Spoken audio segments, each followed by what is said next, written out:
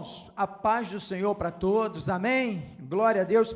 Espero que a presença do Espírito Santo, assim como é notória aqui na nossa igreja, neste estúdio santo, que também esteja chegando na tua casa. Eu, em nome de Jesus, eu quero começar, nós vamos ministrar a palavra do Senhor, mas eu quero começar orando e colocando essa palavra, nessa palavra que será ministrada, colocando ela sobre a sua vida, amém? Feche teus olhos na sua casa, Espírito Santo de Deus, que nesta noite, Senhor, Deus, a sua palavra que é viva e eficaz, que ela possa, Senhor, estar abençoando, que ela possa estar abrindo portas, que ela possa estar retirando, Senhor, ó Deus, medos, que a sua palavra possa, Senhor, estar curando, restaurando vidas essa noite. Nós oramos, entregando essa palavra, Senhor, a Ti, certo, Senhor, ó Deus, que ela cumprirá os propósitos pelo qual ela for ministrada. Nós oramos agradecidos em nome de Jesus, amém e amém. Graças a Deus, igreja, é bom a gente estar de novo, nos encontrar de novo aqui nesse domingo, para cultuar o Senhor. Você sabe muito bem que você não está podendo vir ao templo, mas o templo é você. O templo é a tua casa, o templo é o seu corpo, e o Espírito Santo de Deus, ele se manifesta quando você abre a porta, assim como nós abríamos as portas da igreja, e o Espírito Santo, ele se manifestava. Se você abrir a porta do seu coração nessa noite, se você abrir a porta da sua mente, se você abrir a porta do seu ser, eu tenho convicção de que o Espírito Santo vai entrar, vai fazer morada, vai fazer transformação e vai te abençoar, amém? Graças a Deus. Eu quero te convidar nessa noite a fazer a leitura. Nós vamos fazer a leitura do Salmo 139. Eu quero te convidar a gente fazer a leitura do Salmo 139. E eu quero nessa noite aquilo que o Espírito Santo de Deus, ele tem me revelado, eu quero passar para você nessa noite, amém? Eu quero aproveitar, meu irmão e minha irmã, e quero te apresentar essa Bíblia aqui. Nós vamos estar pregando hoje na Bíblia de estudo de John Wesley. Essa Bíblia é fruto de um trabalho muito profícuo. Essa Bíblia, ela foi lançada agora no mês de maio, na semana passada, ela foi lançada pela Sociedade Bíblica do Brasil, e essa Bíblia, ela foi elaborada, ela demorou mais ou menos 15 anos para ficar pronta essa Bíblia. Essa Bíblia, ela é uma parceria do Centro de Estudos Wesleyanos, da FATEL, da Faculdade de Teologia em São Bernardo do Campo, em São Paulo. Foi feita por muitas mãos, e essa Bíblia é uma Bíblia que relata todo o ministério de John Wesley. Nessa Bíblia, ela tem 19 mil notas de estudo, 19 mil notas de estudos de Wesley, as notas, os comentários de John Wesley, tanto no Novo Testamento como no Antigo Testamento. Essa Bíblia é uma Bíblia que veio para o povo metodista, e é uma Bíblia que traz inúmeros recursos. Como eu disse, essa Bíblia demorou praticamente quase 15 anos, ou um pouquinho mais, para ser elaborada, porque foi uma Bíblia com muitas pesquisas, tanto no Brasil como na Inglaterra, no exterior, para pegar todas as anotações de Wesley, em cima de livros, em cima de capítulos, em cima de versículos, e é uma Bíblia que chega hoje para o povo metodista, para você conhecer mais esse homem extraordinário, que foi John Wesley no seu tempo, e que deixou um grande legado. Então, nós vamos estar lendo a palavra de Deus nessa noite, nessa Bíblia, e eu quero também essa Bíblia foi lançada semana passada. Então, se você tiver interesse, eu gostaria que você tivesse interesse, né, de adquirir essa Bíblia. Não é a igreja que está vendendo, nem a nossa região, não. Essa Bíblia é uma Bíblia que foi lançada pelo Centro, como eu já falei, Centro de Estudos Wesleyano da Faculdade de Teologia, junto com a Sociedade Bíblica do Brasil. Eu só quero que você tenha acesso a essa Bíblia, como eu tive, e você estudar, conhecer mais John Wesley. Essa Bíblia está num preço promocional, que é um preço de lançamento. Se você estiver interessado, faça contato conosco, faça contato com a nossa administração da nossa igreja, e nós temos na região um colega muito especial, e ele vai estar possibilitando para você estar adquirindo a sua Bíblia. Amém? Que Deus te abençoe. Então, vamos ler, então, lá no Salmo 139, amém? Você que já abriu a sua Bíblia, você que já pegou o seu aplicativo, e quem sabe já no próximo domingo você já vai estar com a sua Bíblia de estudo John Wesley. Diz assim a palavra do Senhor, no Salmo de número 139. Senhor, tu me sondas e me conheces, sabe quando me sento e quando me levanto. De longe conhece os meus pensamentos, observas o meu andar e o meu deitar, conheces todos os meus caminhos. A palavra ainda não chegou na minha língua, e tu, Senhor, já conheces toda. Tu me cercas por todos os lados e pões a tua mão sobre mim. Tal conhecimento é maravilhoso e demais para mim. É tão elevado que não posso atingir. Para onde me ausentarei do teu espírito? Para onde fugirei da tua face? Se subo aos céus, lá tu estás. Se faço a minha cama no mais profundo do abismo, lá também estás. Se tomo as asas da alvorada e me detenho nos confins dos mares, ainda ali a sua mão me guiará, e a tua mão direita me susterá. Se eu te digo, as trevas com certeza me encobrirão, e a luz ao redor de mim se fará noite, até as próprias trevas não te serão escuras, e a noite é tão clara como o dia. Para ti, as trevas e a luz são as mesmas coisas, pois tu formastes o meu interior, e tu me teceste no ventre da minha mãe. Graças te dou, visto que de modo assombrosamente maravilhoso me formastes. As tuas obras são admiráveis, e a minha alma o sabe muito bem. Os meus ossos não te foram encobertos quando no oculto fui formado e entretecido com as profundezas da terra.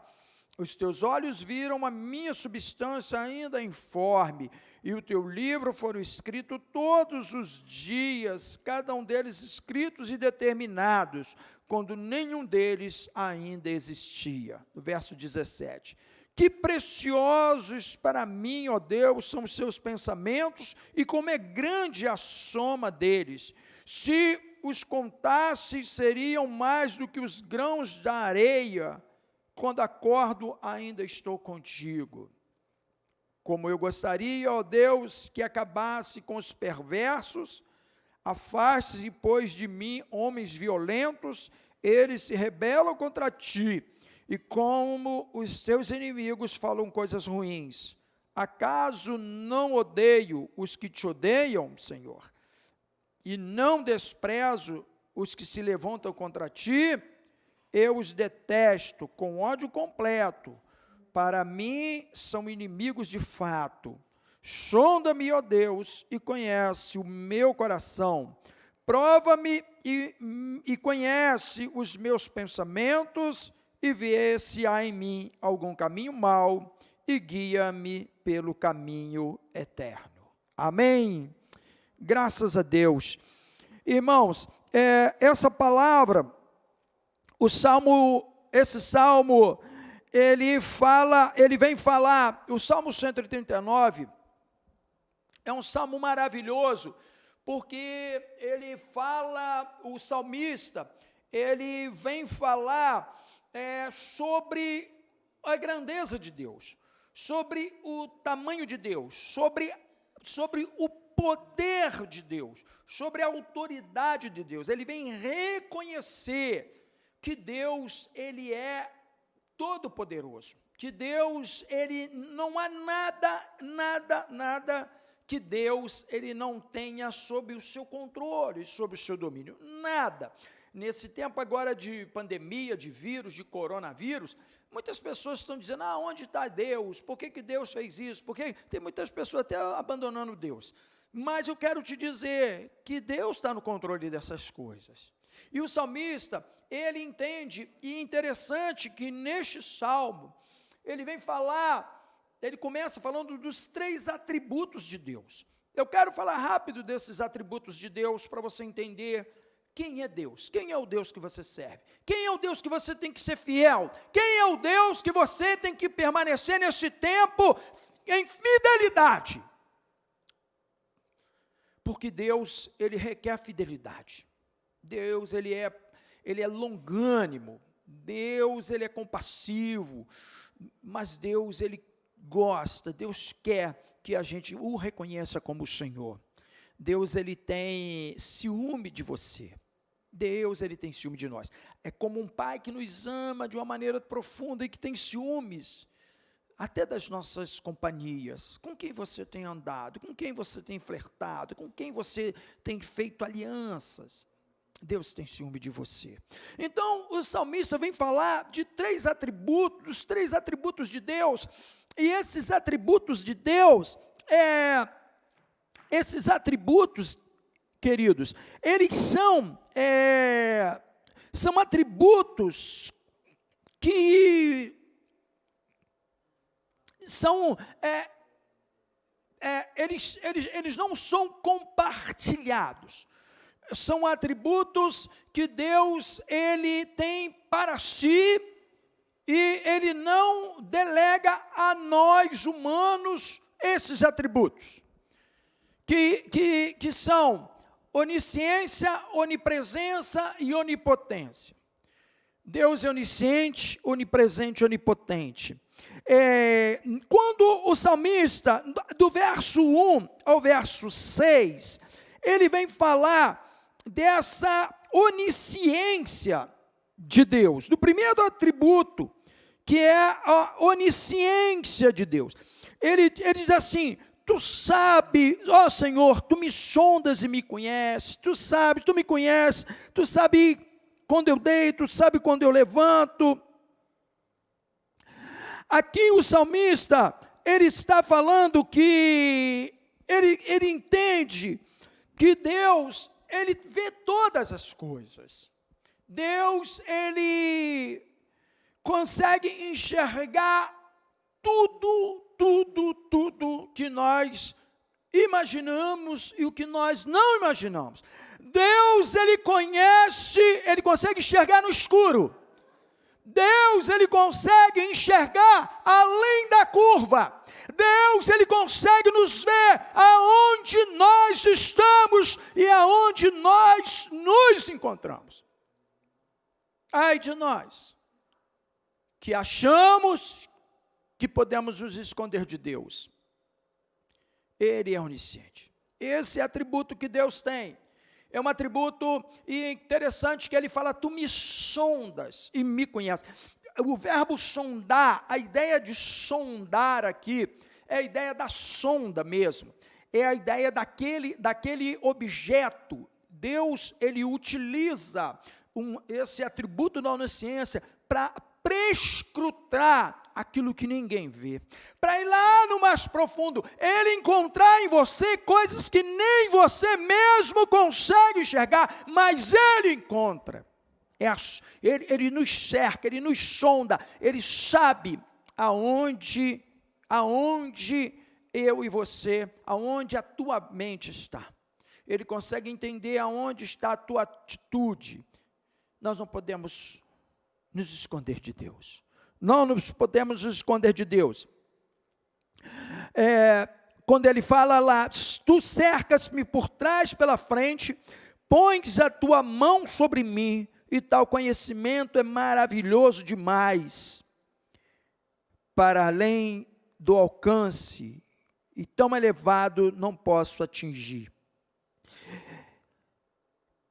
Então Deus, Ele todas as coisas, elas estão sobre o domínio de Deus. Então ele fala da onisciência. Agora do verso 7 ao 12, ele vai falar da onipresença. Ele só não vê, ele só não esquadrinha, ele só não sonda você, como ele está presente em tudo. Ele está em todas as circunstâncias. No verso 7, ele diz assim: para onde eu poderia escapar? Para onde poderia fugir da tua presença? Se eu subir aos céus, lá o Senhor está. Se eu fizer a minha cama na sepultura, também lá tu está. Se eu subir com as asas da alvorada e morar na extremidade do mar, mesmo ali a tua mão direita me guiará e me sustentará. Mesmo que eu dissesse que as trevas me encobrirão e que a luz se tornará noite ao meu redor, verei que nem as trevas são escuras para mim e a noite brilhará como o dia para ti.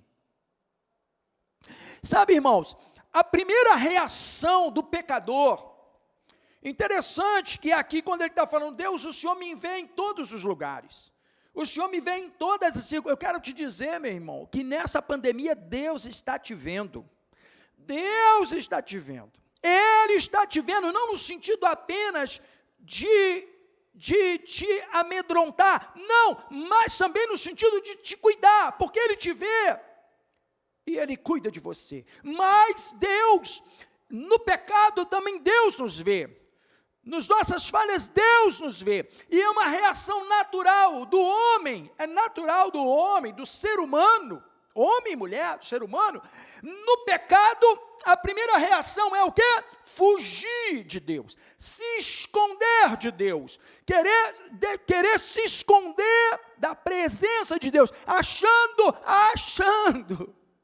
como nós somos limitados e falhos, achamos, você que está me ouvindo, no seu mais profundo pecado, se você não confessar diante de Deus, se você não buscar perdão diante de Deus, não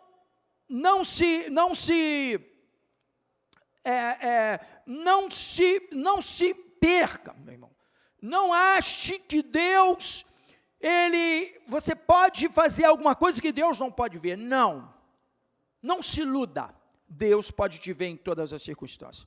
Olha lá no Éden, olha a circunstância. A primeira coisa que o homem quer fazer é se esconder, achando que no seu erro, no seu pecado, na sua desobediência, ele pode se esconder de Deus. Olha o que aconteceu com Adão e Eva lá no início, no paraíso. Quando eles pecaram, eles fizeram aquilo que não era para fazer, Deus tinha dado uma ordem, e eles foram lá, desobedeceram, e qual foi a primeira coisa que eles fizeram diante daquele pecado? Eles fizeram o quê? Se apresentaram diante de Deus, pediram perdão a Deus, foram falar, Senhor, me perdoa, nós erramos? Não, primeira coisa que eles fizeram foi o quê? Se esconder de Deus, ou tentaram se esconder de Deus, achando que eu, que somos criaturas, podemos nos esconder do Criador. Você não consegue se esconder do Criador. Você pode se esconder de pessoas, pode se esconder de líderes, pode se esconder de pai, de mãe, mas de Deus você não consegue se esconder. No seu mais profundo do seu pecado, e quando você busca se esconder, é porque você está no erro. Quando você busca tentar se esconder, é porque você sabe que tem algo errado com você, ou que você está cometendo algo errado, e você precisa tentar esconder isso. Mas eu quero te dizer, de Deus você não se esconde. De Deus você não consegue se esconder. Então, Davi está dizendo assim, Senhor, o Senhor vê tudo. Se eu subir ao mais alto, lá o Senhor está. Se eu descer na mais profundeza, o Senhor está. Até na escuridão. Meu irmão, eu quero te dizer que até se você quiser se esconder na escuridão do erro, ou na escuridão de outras atitudes, até lá, o Davi diz que até na escuridão Deus, porque Deus fez a escuridão, então para Deus não há escuridão, não há luz, tudo para Deus é luz, Deus consegue ver, então até na escuridão Deus está te vendo, até quando você está no meio de um fracasso total, até quando você está envolvido com coisas tenebrosas, que é a escuridão, Deus ele está te vendo. Então, Davi está dizendo, Deus, esse atributo da onipresença sua é algo que eu não consigo suportar. Eu não consigo suportar. Agora vem a onisciência de Deus. Agora vem a onipotência de Deus. Agora na onipotência de Deus, no verso 13 ao verso 18. Terceiro atributo. Primeiro atributo, onisciência. Segundo atributo, onipresença. Terceiro atributo, onipotência. Então, onipotência é o quê? É o Deus que tudo pode fazer. Um Deus que ele não tem que pedir permissão para você para fazer alguma coisa. Um Deus que não tem que pedir permissão para os governos do mundo para fazer alguma coisa. Um Deus que não tem que pedir permissão para deuses pequenos nenhum. Ele é poderoso, ele é potente, ele tem poder para fazer qualquer coisa. Então o salmista vai dizer assim, Senhor, tu és tão grande, né? Quando ele fala então, quando ele vai falar desse atributo da onipotência de Deus, que ele não precisa de mim, não precisa de você para ser quem ele é. Ele diz assim, Deus, tu criaste o íntimo do meu ser e me teceste no ventre da minha mãe. Olha que coisa linda, o salmista está dizendo assim, Senhor, o Senhor é tão grande, o Senhor é tão poderoso, o Senhor é tão potente, que lá no escuro do ventre da minha mãe, onde eu estava sendo, um ambiente que ninguém pode tocar, um ambiente que ninguém pode botar a mão, lá o Senhor me fez, lá o Senhor teceu, o Senhor me teceu e me formou.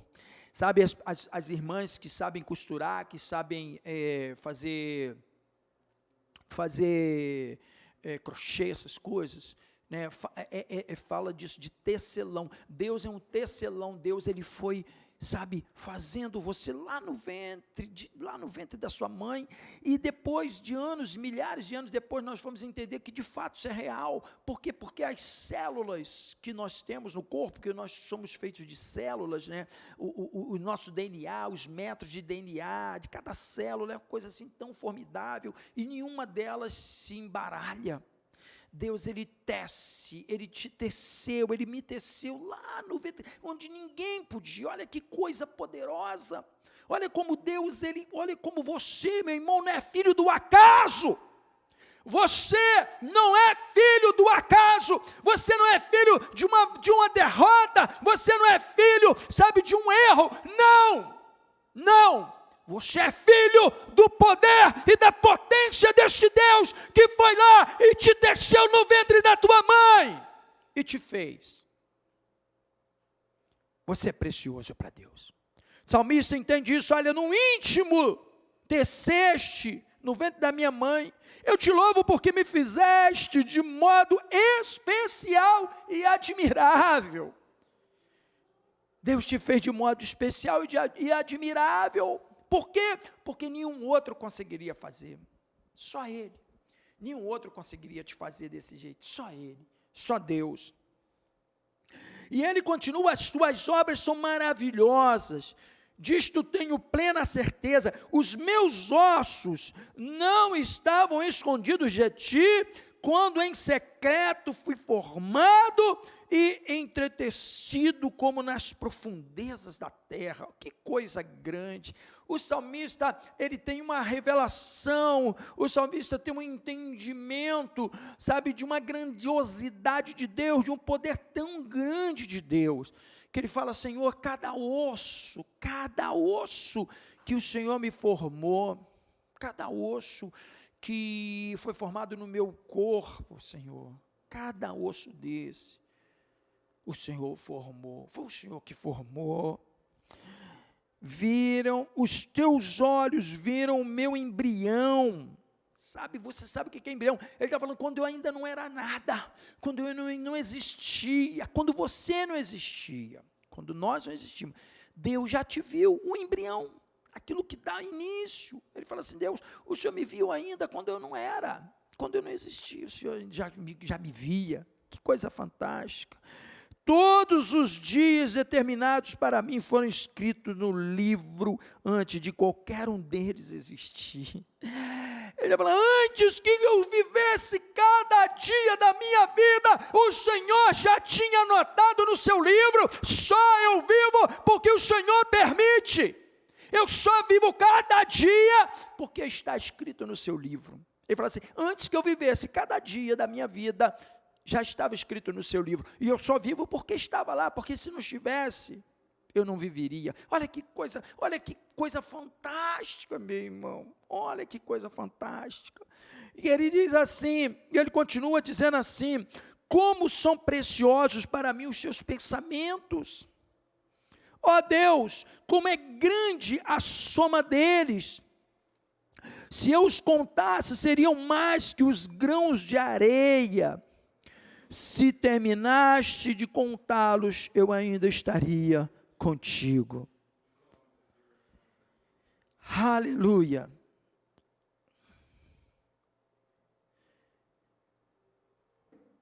Aleluia. Irmãos, esse é um tempo que nós precisamos nos voltar para esse Deus, que é onisciente, onipresente, onipotente. Eu não sei, há muitas pessoas, eu estou alarmado nesse tempo, eu tenho feito muita reflexão, meu irmão, com Deus, e eu espero que você também esteja fazendo. Eu não sei, após pandemia, como é que o mundo vai ser, eu não sei como é que a minha família vai ser, eu não sei como é que a igreja vai ser, eu não sei como nós vamos voltar dessa pandemia, mas uma coisa eu sei, que é melhor nós fazermos a vontade de Deus. Se você e eu estivermos fazendo a vontade de Deus, nós vamos voltar melhor disso aí. Se eu e você estivermos confiando nesse Deus e fazendo a vontade de Deus nesse tempo, nós vamos voltar melhor. Mas eu estou alarmado quantas pessoas têm o coração duro. Eu estou alarmado quantas pessoas, elas não conseguem entender que esse é um tempo que Deus está nos permitindo nos conhecer, está nos permitindo crescer. Sabe, o ser humano, ele se achou nesses atributos de Deus. O ser humano chegou a um ponto que ele começou a achar que ele tinha esses atributos. Então Deus parou o homem, e eu quero te dizer que sim, de fato o homem cresceu, só que o homem cresceu para fora, o homem cresceu para o seu egoísmo, o homem cresceu para as conquistas externas, o homem cresceu para o conhecimento externo, o homem cresceu, para as suas forças, o homem, ele acha que o seu corpo é bom, Agora a gente está ouvindo aí dizer, inclusive, que uma das coisas que o pessoal mais quer é abrir academia. Sabe, no momento de pandemia, minha irmã, tantas coisas importantíssimas para a gente começar a fazer, e os nossos governantes dizendo que tem que abrir academias. Para quê? Então, eu quero te dizer o seguinte, o ser humano, ele cresceu muito para fora, ele é um egocêntrico, ele se ama a si próprio, e o homem, ele não ama o outro porque ele cumpre o mandamento. O ser humano não ama o outro porque ele está cumprindo o mandamento de Deus, não. O ser humano ele ama o outro porque ele se vê ele quer ser o outro. Mas esse é um tempo que nós deveríamos crescer internamente. Esse é um tempo que Deus nos está dando para crescer por dentro, crescer no espírito. E quando eu falo em crescer por dentro, eu estou falando crescer no espírito. Não é crescer no corpo, na alma, no entendimento, não. É crescer na espiritualidade. É crescer internamente. É ser essa pessoa que Deus quer e gostaria que nós fôssemos. Que nós fôssemos mais robustos espiritualmente, que nós fôssemos mais ligados a Deus, que nós fôssemos mais dependentes de Deus, que esse crescimento espiritual, ele com certeza nos aproximaria mais de Deus. A pessoa, quando ela é forte espiritualmente, a pessoa, quando ela é madura espiritualmente, ela é mais próxima de Deus. Ela tem mais relacionamento com Deus. Ela é como Davi. Ela é como Davi, o homem segundo o coração de Deus. Então, Davi foi grande, mas não foi grande para fora. Davi foi grande para dentro. Quando Deus manda o profeta ir na casa de Davi, na casa do pai de Davi, ungir na casa de Davi um rei para Israel. Quando o profeta chega na casa de Jessé, pai de Davi, e o profeta fala assim, olha, junta seus filhos, porque Deus ele vai levantar um rei aqui na sua família. Quando ele vê o primeiro filho, o mais formoso, Eliabe, ele já olha e ele diz assim, aí está o novo rei, o profeta, sabe, aí Deus diz assim, não é esse, e Deus diz para o profeta, diz assim, não se engane, porque o homem vê o exterior, mas eu, o Senhor, vejo o interior. Meu irmão, o homem tem que entender que o que agrada a Deus não é aquilo que está aparecendo, não é aquilo que ele quer aparecer para os outros, nem aquilo que ele acha que ele é, porque ele não é nada, nós não somos nada. O que agrada a Deus é quando você é grande interiormente, é quando tua alma, é quando o teu espírito é grande, é quando o teu relacionamento com Deus é grande, é quando a sua vida é dependente de Deus, é quando você está no lugar certo, na hora certa, no momento certo, é quando você está aonde Deus quer que você esteja, é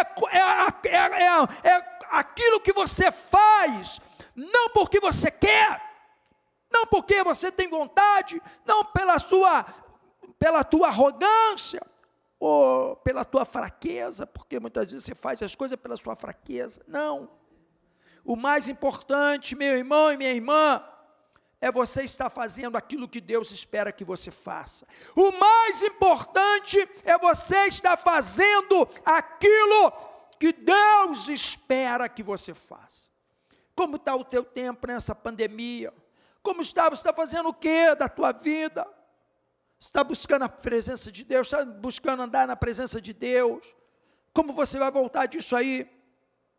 Vai voltar melhor? Muitos voltarão piores. Infelizmente, muitos voltarão piores. É o que nós estamos observando. Mas eu quero dizer que você, meu irmão e minha irmã, você como Davi, você precisa entender e você precisa declarar isso na sua vida. Que o seu Deus é maior do que todas as coisas, e então você vai passar muito bem sobre isso.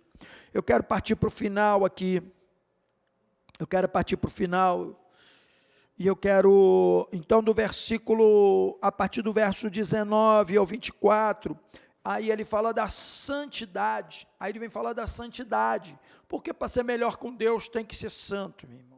Para andar com Deus tem que ser santo, tem que ter santidade. Para fazer a vontade de Deus tem que ter santidade. Não se agrada a Deus sem santidade. Sem santidade ninguém verá a Deus. Então, no versículo 19, diz assim, quem dera matasse os ímpios, ó Deus, afaste-se de mim os assassinos, porque falam de ti com maldade, e vão e rebelam-se contra ti. Acaso não odeio os que te odeiam, Senhor, e não detesto os que revoltam contra ti. Tenho por eles ódio implacável. Considero os inimigos meus. Sonda, meu Deus, e conhece o meu coração. Prova-me e conhece as minhas inquietações. E vê se há em mim alguma conduta, algo que te ofenda. E dirige-me pelo caminho eterno. É interessante que quando a gente vê essa parte final do capítulo, né, do Salmo, a gente começa a perceber que ali Davi, então, no final de tudo, ele se indigna contra quem? Contra os seus inimigos? Os inimigos de Davi? Não. Davi não se indigna contra os seus inimigos. E olha que Davi tinha inimigos. Mas Davi não se indigna, por quê? Porque Davi sabe que tudo está no controle de Deus.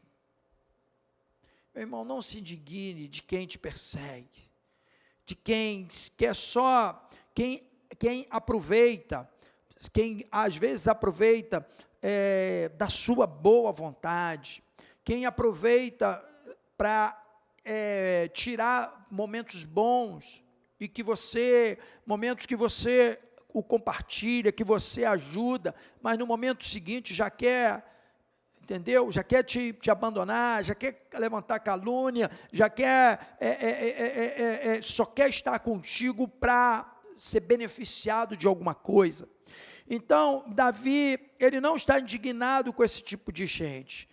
A gente observa aqui que Davi não peca, porque a Bíblia diz, ireis, mas não pequeis. Mas ele se está irado, sim, não com os inimigos dele, mas ele está irado com os inimigos de Deus.